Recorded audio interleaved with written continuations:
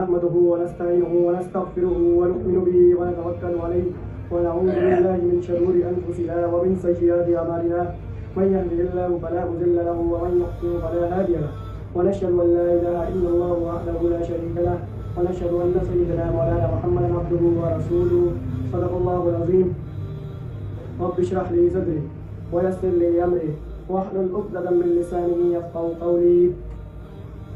معزز سامعین، میرے دوستوں بزرگوں، اللہ رب العالمین نے پھر سے موقع فراہم دیا کہ حق بات سمجھنے، کہنے اور عمل کرنے کی توفیق عطا فرما اور آپ تک کے صحیح بات سمجھانے کی اور خود سمجھنے کی، خود بولنے کی توفیق عطا فرما. جیسے کہ ہم نے جمعہ مبارک کے دن کے اندر ہم نے شب برات کی فضیلت کے اوپر اور دیگر معاملات کے اوپر بات کی تھی، تو ہم نے سوچا کہ اسی کو جتنا ہو سکے ہماری ٹوٹی پھوٹی رائے جو ہے اس چیز کو کیا کر سکیں، ہم لے سکیں. اللہ رب العالمین کے جو قانون بنا ہوا ہے اس کی حدود تک رہتے ہوئے، رسول اللہ صلی اللہ علیہ وسلم کے فرمان کو لیتے ہوئے، صحابہ کرام رضوان اللہ علیہ مجمعین جیسی جو ان کے اعمال ہیں، نبی صلی اللہ علیہ وسلم نے ان کو بتایا، نبی صلی اللہ علیہ وسلم نے اعمال کیے اور صحابہ کرام نے وہ اعمال کیے، اس کو لیتے ہوئے اور تابعین اور تبع تابعین کی اتباع کرتے ہوئے ان کی سنت کو لیتے ہوئے ہم چلیں. یہی ہمارا قرآن و سنت کا موقف ہوتا ہے. قرآن و سنت پہ فالو کرنا. میں نے ایک شعر پڑھا تھا نا، پچھلے جمعہ پڑھا تھا، کب پڑھا تھا کہ عشق نبی کرنا تو آسان ہے، عشق رسول تو کرنا آسان ہے، مگر پیروی کی باری آئے تو وہ دشوار ہے. یہی بولا تھا نا میں نے. تو کیا کرنا ہے، ہم نے پیروی کر کے دکھانی ہے، عشق دعوی بھی کرنا ہے اور پیروی بھی کر کے دکھانی ہے. اللہ کے جیسے میں نے کتنی بار بنائی، جب سے رجب شروع ہوا یہ دعا کوشش کرتا ہوں کہ ہر ویڈیو میں پڑھوں، اللہم بارک لنا فی رجب و شعبان وبلغنا رمضان. جو سننے والے سنتے رہ جائیں گے انشاءاللہ اور یہ ثواب ملتا چلے جائے گا. تو یہ برکت ہے. آپ سوشل میڈیا کے ذریعے سے دین کو پھیلا رہے ہو، اس کی بھی کیا ہے، برکت ہے. جو استعمال چیزیں ہو رہی ہیں اس کی بھی کیا ہے، برکت ہے. یہ اللہ رب العالمین نے آپ کو ایک جگہ ایک چیز پہ باؤنڈ نہیں کیا. آپ کے اندر جتنی طاقت ہے، آپ کے اندر سوشل میڈیا کی طاقت ہے، آپ کے اندر اپنے گھر جانے کی طاقت ہے، تبلیغ کی طاقت ہے، تو آپ نے وہ کام سر انجام دینا ہے. سمجھتے ہو کہ نہیں سمجھتے؟ تو اللہ کے رسول صلی اللہ علیہ وسلم صحابہ کو کیا فرماتے تھے، اللہم بارک لنا فی رجب و شعبان وبلغنا رمضان. کیا فرمایا کہ رجب و شعبان کے مہینے میں برکت نصیب فرما اور رمضان تک پہنچا دیجیے. یہ بڑا مقام ہے رسول اللہ صلی اللہ علیہ وسلم کا، جو انہوں نے ہمارے سرور دو عالم سرکار دو عالم صلی اللہ علیہ وسلم نے ہمیں دعا سکھائی. یہ ہمیں شرف ہے کہ ہمارے پاک پیغمبر صلی اللہ علیہ وسلم، امام الانبیاء صلی اللہ علیہ وسلم، سرکار دو عالم صلی اللہ علیہ وسلم، خاتم النبیین صلی اللہ علیہ وسلم. دیکھو کتنا بڑا اعزاز ہے. اللہ کے بعد جو سب سے بڑا اور مقام جو ہے نا وہ رسول اللہ صلی اللہ علیہ وسلم کا ہے، مرتبہ والا ہے. ہمارے نبی صلی اللہ علیہ وسلم انبیاء سے افضل ہے. دیکھو یہ خود اللہ رب العالمین نے ایک پروٹوکول دیا ہے صلی اللہ علیہ وسلم. تو یہ مقام ہے. تو ہمیں چاہیے، شب برات جو ہے ایک فضیلت والی رات ہے. کیا ہے؟ ایک فضیلت والی رات ہے، ایک عظمت والی رات ہے. تو ہم نے صرف اور صرف کیا کرنا ہے، بولو، عبادت کا سر انجام دینا ہے. صرف کیا کرنا ہے، عبادت کو سر انجام دینا ہے. عبادت کی مطلب صرف عبادت ہے. اور جب جو کوئی فضیلت والی رات آتی ہے یا کوئی فضیلت والی ایسی رات آتی ہے تو اس میں شیطان بھی آپ لوگوں کو بتانا شروع کرتا ہے. دیکھو اللہ تعالیٰ انعام کر رہا ہے آپ کو کہ بھائی اس رات مغفرت کی رات ہے، آپ مان لو، مغفرت کروا لو، مگر شیطان کیا ہے، الٹی سیدھی چیزوں میں الجھانے شروع کر دیتا ہے. جس طرح پٹاخے ہو گئے، رسومات ہو گئی، بدعات ہو گئی. اور پر سے میں نے بولا کہ لوگ چھتوں کی صورت میں قبرستان جاتے ہیں. یہ نبی سے ثابت بولو نہیں ہے. قبرستان جا کے چراغاں کرتے ہیں، یہ بھی نبی سے بولو ثابت نہیں ہے. حق بات تصویر میں نہیں ہے. نبی کریم صلی اللہ علیہ وسلم ایک بار گئے جنت البقیع. آپ مانتے ہو، ٹھیک، حدیث ہم بھی مانتے ہیں، چلو مان لیا، حدیث صحیح ہے، مگر ایک بار گئے. اما عائشہ رضی اللہ تعالیٰ عنہ فرماتی ہیں کہ ایک بار گئے اور چھتوں کی صورت میں نہیں گئے، صحابہ کو لے کے گئے. آج کے جو ہمارے لوگ ہیں وہ کیا کرتے ہیں کہ چھتوں کی صورت میں جا رہے ہوتے ہیں اور اوپر سے مجمع، ہلہ گلا، قوالیاں، تو پتہ نہیں کیا بدعت، تو پتہ نہیں کیا بدعت تو ہو رہی ہوتی ہے.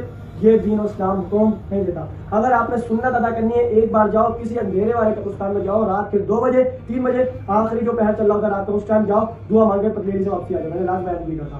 نمبر 2، صلاۃ التسبیح کی جماعت بولو جائز نہیں ہے، یہ بھی بدعت ہے. دیکھو صلاۃ کوئی نوافل کی جماعت نہیں ہوتی، سب خود ہمیں صرف تراویح کے، صرف تراویح کے.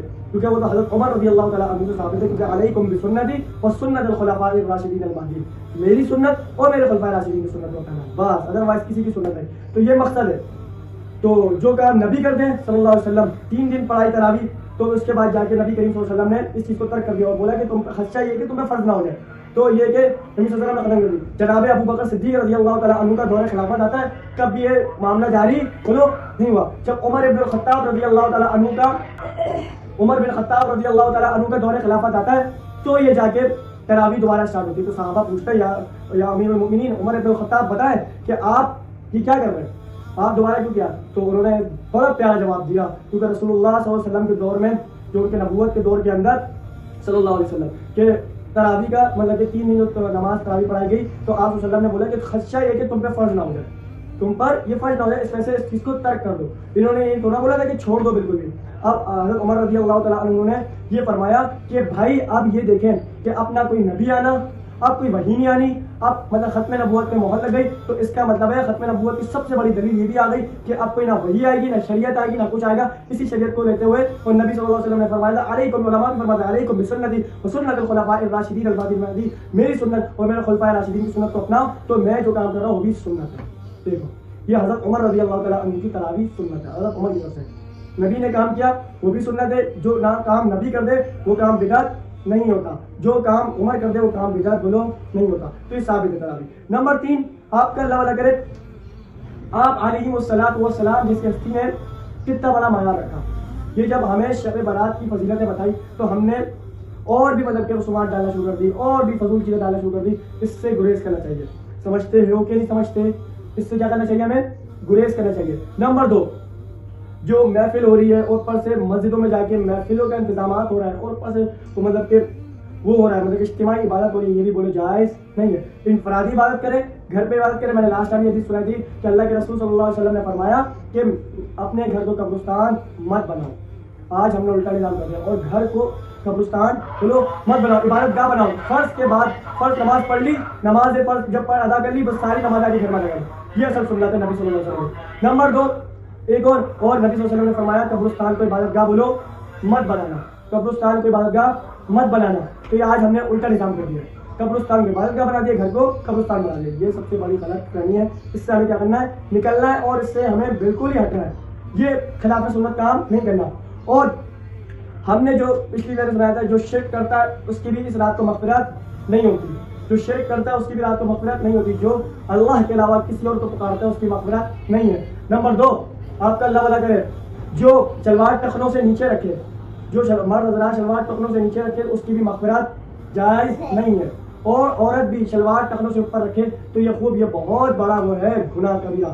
حضرت عمر رضی اللہ تعالیٰ عنہ کے بعد جب لوگ آتے تھے، اگر وہ دیکھتے تھے اس کی شلوار ٹخنوں سے نیچے مرد تھی تو رکھ کے کوڑا مارتے تھے۔ تو یہ صرف نماز کی صورت پہ نہیں ہے کہ آپ نماز سے صورت اٹھا لو، نہیں، آپ جہاں بھی جا رہے ہو آپ نے شلوار ٹخنوں سے اوپر رکھنی ہے۔ آپ کو کچھ الٹا بولے، برا بولے، بڑا بولے، بولا ہم سنت نبی کو چھوڑنے والے نہیں کر سکتے۔ یہی تو کہہ رہا ہوں، عشق کرنا تو عشق کے نبی کے نام پہ عشق تو بولنا آسان ہے، پیروی تو دشوار ہے۔ اصل چیز پیروی کرو، اصل چیز اتباع سنت کرو، یہ نہیں کہ بس آپ کے ساتھ یہ تو بس مانتے ہی نہیں ہیں، یہ تو کرتے ہی نہیں ہیں، یہ تو ہوتا ہی نہیں ہے، سب بکواس آتے، تم سنت اپنا پتہ لگے گا وہ الٹی سیدھی بولنا شروع کر دیتے ہیں۔ بھائی آپ نے سنت کو دیکھنا ہے، بس یہ اصل سنت ہے۔ جو ایک صحابی تھے وہ آپ صلی اللہ علیہ وسلم کا اپنا کرتا مبارک کا بٹن کھلا ہوا تھا، تو انہوں نے صحابی نے دیکھا تو آپ صلی اللہ علیہ وسلم کو، تو اس کے بعد سے انہوں نے اپنے کرتے کا بٹن کھول کے رکھا۔ انہوں نے بولا کہ میں نے اپنے نبی کو دیکھا تو ان کا بٹن کھلا تھا، میں آج کے بعد سے کھول کے رکھوں گا۔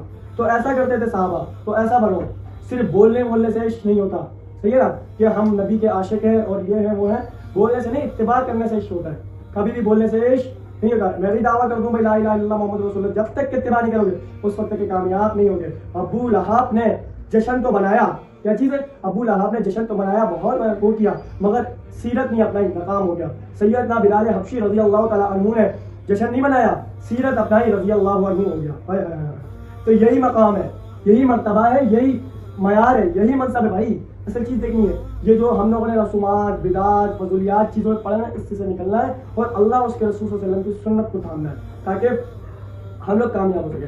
جو اعتراض کرتا ہے کرے بھاڑ میں تمہاری ایسی بھی کیسی، جب ہمارے اللہ کے رسول صلی اللہ علیہ وسلم نے فرما دیا، رسول اللہ صلی اللہ علیہ وسلم نے یہ کہہ دیا کہ بھائی سنت تو سنت ہے، جو بدعت ہے وہ بدعت ہے، کیونکہ حدیث میں آتا ہے رسول اللہ صلی اللہ علیہ وسلم نے فرمایا کل بدعۃ ضلالہ وکل ضلالۃ فی النار، کل بدعۃ ضلالہ وکل ضلالۃ فی النار۔ بدعت بہت بڑی گمراہی ہے اور گمراہی جہنم تک کا فنار جہنم تک لے جاتی ہے. تو ایسے کام مت کرو کہ بھائی آپ سے رسول اللہ صلی اللہ علیہ وسلم بھی ناراض ہو جائے. ایسا کام مت کرو جو شریعت یا محمدیہ کے اوپر وہ کام ہوئے نہیں اور آپ لے کے بیٹھے ہو. جو صحابہ نے کام نہیں کیا وہ کام لے کے بیٹھے ہو. تو بھائی آپ صلی اللہ علیہ وسلم کا ہم نے کلمہ پڑھا ہوا ہے, ہم نے کسی بھی بندے کا یا کسی لوگ کا ہم نے کلمہ نہیں پڑھا ہوا, تو ہم نے اپنی نفس کے مطابق نہیں, ہم نے اپنے رسول اللہ صلی اللہ علیہ وسلم کے دین کے مطابق زندگی گزارنی ہے. ہم نے کسی کے مطلب کے کہنے میں زندگی نہیں گزارنی. تو فلاں شخص یہ کہہ رہا ہے, فلاں شخص وہ کہہ رہا ہے, فلاں یہ بول رہا ہے, فلاں بول رہا ہے. بھائی دیکھو شریعت محمدیہ کیا بولی, سب سے پہلے وہی سمجھنا ہے نبی صلی اللہ علیہ وسلم کیا کہہ رہے ہیں, پھر ان کی جانشین صحابہ کرام کیا کہہ رہے ہیں, جانشین صحابہ کیا بول رہے ہیں, پھر اس کے بعد تابعین اور تبع تابعین کیا کہہ رہے ہیں, پھر بزرگان دین کیا کہہ رہے ہیں, پھر احناف اسلاف جمہور کیا بول رہا ہے, اجماع کیا ہو رہا ہے, کس طرح ہو رہا ہے. تو ہم نے اس کے اوپر کام کرنا ہے. صلحاء علماء کیا کہہ رہے ہیں, کسی اہل غیر کی بات نہیں سننی. سب سے پہلے کیا ہے, العلماء الورثۃ الانبیاء, علماء کیا ہے, انبیاء کے وارث ہے.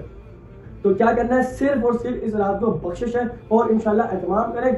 اگر آپ عبادت کرنا چاہ رہے ہیں مسجدوں کے اندر تو انفرادی ہے, اجتماعی عبادات نہیں ہے. اگر صلاۃ تسبیح کی نماز پڑھنا چاہ رہے ہیں, نوافل کی نماز پڑھنا چاہ رہے ہیں, تہجد کی نماز پڑھنا چاہ رہے ہیں, سو کے تھوڑا تہجد کی نماز پڑھنا چاہ رہے ہیں, صلاۃ التوبہ کی نماز پڑھنا چاہ رہے ہیں, ساری کیا ہے انفرادی ہے, سب اکیلے پڑھیں. نمبر 2, کوئی اجتماعی اور اوپر سے جماعت کے ساتھ نماز نہیں ہے. نمبر 2, انفرادی مسجد پہ بات کریں یا گھر. سب سے بہترین جو نفل کا وہ ہے وہ صرف کیا ہے, نفل جو ہے عبادت کا گھر کا سب سے زیادہ ثواب ہے. صرف فرائض میں نہیں ہے, دیکھیں فرائض بھی شروع کر دو گھر پہ نہیں, مجبوراً طور پر طبیعت خراب ہو گئی, اب تیز بارش ہو گئی تو اس پہ پھر بہت کچھ رعایتیں دی ہے کہ پھر مسجد جانا دشوار ہو جاتا ہے, پھر مسئلہ ہو جاتا ہے, پھر نہیں, پھر آپ گھر میں ادا کریں, مسئلہ نہیں, پھر فرض. تو یہ ہے کہ باقی جو عام حالت کے اندر فرض مسجد میں, باقی ساری نمازیں گھر پہ. مگر علماء نے لکھا ہوا ہے کہ آج کل کے لوگ جو ہے پھر کوئی اس کو پکڑ کے لے جاتا ہے, کوئی اس کو لے جاتا ہے, کہیں چلا جاتا ہے, تو اس سے سنت اور نفل وغیرہ رہ جاتی ہے, تو پھر خدشہ یہ ہوتا ہے چھٹ نہ جائے, تو وہ مسجد میں ادا کریں. تو یہ ہے کہ کوشش کرا کریں کہ سنت کے ساتھ چلے, ورنہ پھر آپ مسجد میں ادا کریں تو صحیح ٹھیک ہے, کوئی مسئلہ نہیں ہے, تو اس پہ بھی کوئی گناہ نہیں ہے, ثواب بھی ملے گا. مگر یہ کہ گھر کا جو نوافل کا جو ہے نا سب لگایا گیا, سنت نماز بھی گھر پہ آگے پڑھا کریں, یہ سب سے بڑا ماحول بنا ہے. کوشش کریں ہم بھی بنائیں انشاءاللہ, اور آپ لوگ کو بھی بنانا چاہیے, پڑھنا چاہیے. تو بس یہی ہے. اللہ